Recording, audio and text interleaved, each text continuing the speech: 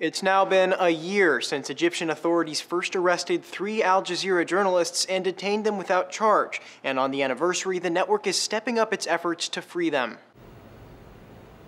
Those efforts included staff members lining the studio in silence Monday, holding placards that read, "Journalism is not a crime," accompanied by the hashtag #FreeAJStaff. That hashtag was all over Al Jazeera America's Twitter page, and prominent voices from the U.S. Ambassador to the United Nations, Samantha Power, to CNN's Brian Stelter tweeted their support. Egyptian authorities held Mohammed Fahmy, Peter Griest, and Bahar Mohammed without charge for a month, before ultimately accusing them of aiding the Muslim Brotherhood, fabricating news, and hurting Egypt's reputation abroad. These men, the only crime they've really committed is journalism. A judge found the men guilty and sentenced Fahmy and Griest to 7 years in prison each. Mohammed got 10 because he was in possession of a spent bullet casing he found at a protest. But despite the international outcry, Egypt has shown no signs of budging on the men's imprisonment. We have strongly urged the government to drop these charges and release those journalists and academics who have been detained. Comments like that have been common from U.S. officials, including Secretary of State John Kerry, who met with Egyptian President Abdel Fattah el-Sisi this summer